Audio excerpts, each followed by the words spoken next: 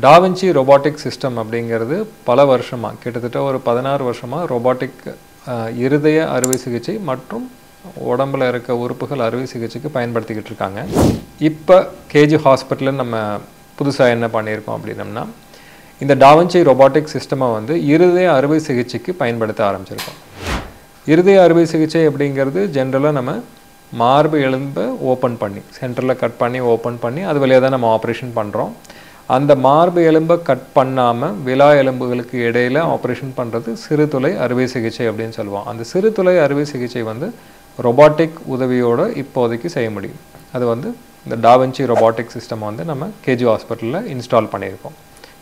Robotic assisted bypass surgery அப்படின்னு சொல்லுவோம். ஒருத்தருக்கு இருதயத்தில் இரத்த குழாயில் அடைப்பு இருக்குது, இப்போ 2 அல்லது 3 இரத்த குழாயில் அடைப்பு இருக்குது அப்படின்னா அவங்களுக்கு பைபாஸ் தான் பண்ணணும் அப்படிங்கிறத கார்டியாலஜிஸ்ட், கார்டியாக் சர்ஜன், அப்புறம் அனஸ்தட்டிஸ்ட் 3 பேர் கொண்ட ஹார்ட் டீம் வந்து அதை டிசைட் பண்ணோம். ரொபாட்டிக் அறுவை சிகிச்சை மூலமாக ஒரு பைபாஸ் 2 பைபாஸ் அப்படிங்கிறது கணக்கு இல்லாமல் நம்ம கிட்டத்தட்ட 6 பைபாஸ் வரைக்கும் பண்ணியிருக்கோம். அதுக்கு மேலேயும் பண்ணலாம். எத்தனை இரத்த குழாய்களுக்கு அடைப்பு இருக்கோ அது எல்லாத்தையும் நம்ம பைபாஸ் பண்ணிக்கலாம். ரொபாட்டிக் அறுவை சிகிச்சை, ஓப்பன் அறுவை சிகிச்சை இது ரெண்டுக்கும் வித்தியாசம் பெருசாக கிடையாது. அணுகுமுறை மட்டும்தான் மாறுமோ தவிர உள்ள செய்யக்கூடிய ஆப்ரேஷன் அதே ஆப்ரேஷன் தான் செய்வோம்.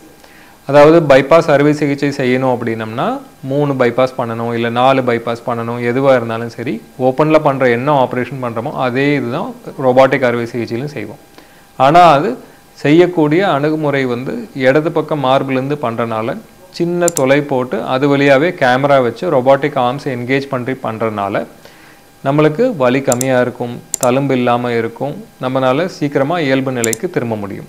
ஸோ இந்த ரொபாட்டிக் அறுவை சிகிச்சையினால் நம்ம துல்லியமாகவும் செய்ய முடியும், பேஷண்ட்டுக்கு வலி இல்லாமலும் செய்ய முடியும். 50 years of caring, 50 years of excellence. KG Hospital.